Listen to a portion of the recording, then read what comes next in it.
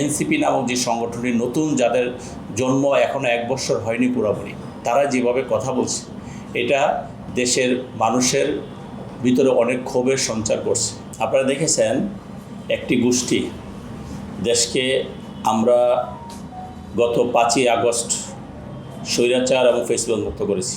সেই ফেসিবাদ মুক্তর পরে দেশ যখন অন্তর্বর্তী সরকার খুব ভালোভাবে পরিচালিত করতেছিল, তারপর থেকে যখন দেখছে যে এদেশের মানুষ বিএনপির পতাকা তলে ঐক্যবদ্ধ হচ্ছে, অতীত বিএনপির পতাকা তলে ঐক্যবদ্ধ হয়ে বিএনপির ভারপ্রাপ্ত চেয়ারম্যান জনাব তারেক রহমানের নেতৃত্বে ফেসিবাদের পতন ঘটিয়েছে। এখন যখন দেখছে এই ঐক্যবদ্ধতা আগামী নির্বাচনে বিএনপিকে ক্ষমতায় নিয়ে আসবে এবং তারেক রহমান বাংলাদেশের নেতৃত্ব দিবে, তারপর থেকে আপনারা দেখেন একটি গোষ্ঠী ষড়যন্ত্র করা শুরু করেছে। কী ষড়যন্ত্র? যে ফেসিবাদের সময় যেভাবে কথাবার্তা বলতো, হাসিনা সহ তার দোসরা যেভাবে কথা বলতো, আজকে এই অন্তর্বর্তীকালীন সরকারের অনেকেই অ্যাডভাইজার আছেন, তাদের সহযোগিতায় এবং অন্তর্বর্তীকালীন সরকারের সহযোগিতা নিয়ে এই যে এনসিপি নামক যে সংগঠনটি নতুন, যাদের জন্ম এখনও 1 বছর হয়নি পুরোপুরি, তারা যেভাবে কথা বলছে এটা দেশের মানুষের ভিতরে অনেক ক্ষোভের সঞ্চার করছে।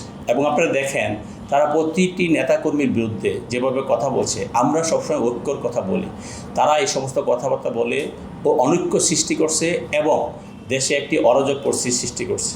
বাংলাদেশের একমাত্র স্মার্ট সিটি বসুন্ধরা এখন আরো নিরাপদ, আধুনিকতায় আরো এক ধাপ এগিয়ে।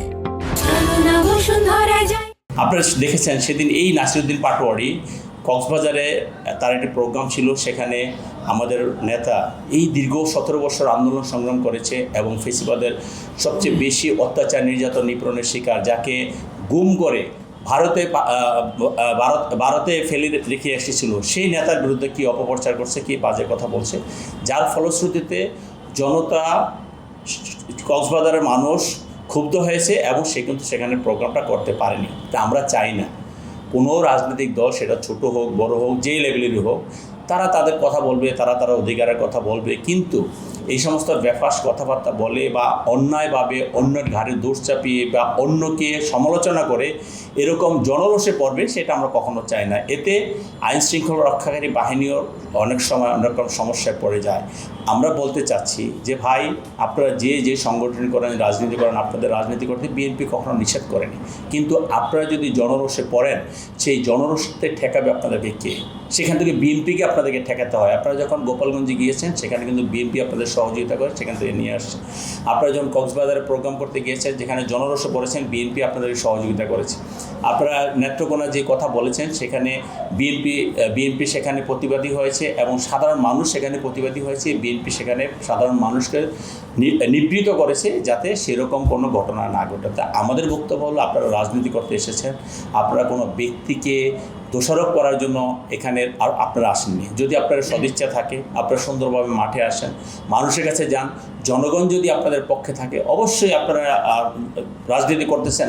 আপনারা হয়তো এক সময় যদি জনগণ যদি আপনাদের পক্ষে থাকে, জনগণ যদি আপনারা ভোট দেয়, আপনারা ভোটে আসবেন। কিন্তু আপনারা ভোটের কথা শুনলেই আপনাদের গায়ে জ্বালা ধরে, আপনারা নির্বাচনে আসবেন না, নির্বাচন ছাড়া। তাহলে খুনি হাসিনা যেভাবে নির্বাচন ছাড়া ছিল, আপনারা কি সেভাবে চান?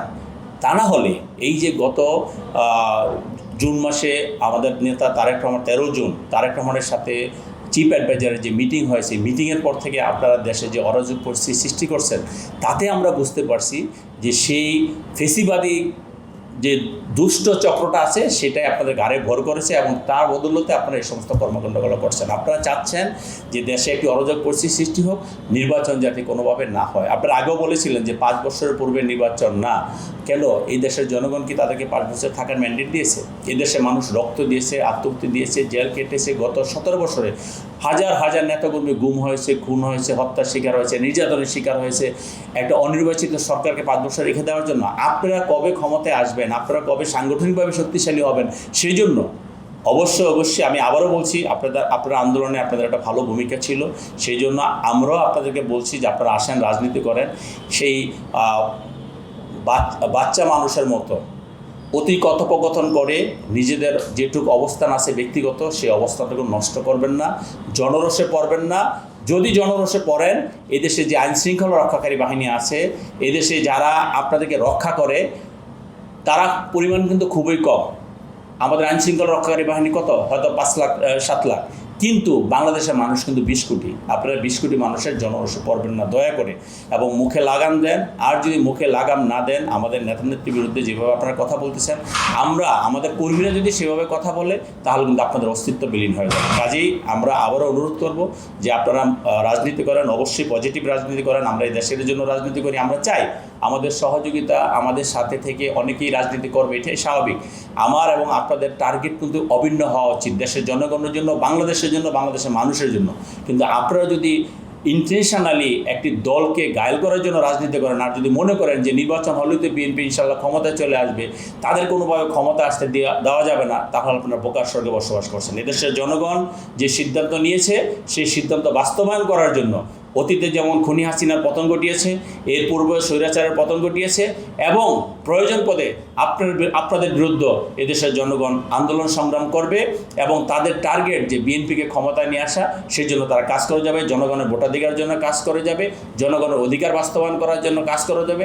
বাংলাদেশের বিএনপির ভারপ্রাপ্ত চেয়ারম্যান জনাব তারেক রহমান যে জাতিকে ঐক্যবদ্ধ করেছে, বাংলাদেশের মানুষ চায় সেই ঐক্যবদ্ধ জাতি আগামী দিনে নেতৃত্ব দেবেন জনাব তারেক রহমান। তার ব্যাপারে কোনো রকম বিকল্প মানুষ চিন্তা করতেছে না। কাজে আমরা মনে করি এখনও আবারও আপনাদের সৌবুদ্ধির উদয় হবে, আমরা একটা পজিটিভ রাজনীতি দাঁড়ায় আসবো ইনশাআল্লাহ, এবং আগামী দিনের একটি মানবিক বাংলাদেশ গড়ার জন্য তারেক রহমানের নেতৃত্বে আমরা সকলে ঐক্যবদ্ধ থাকব।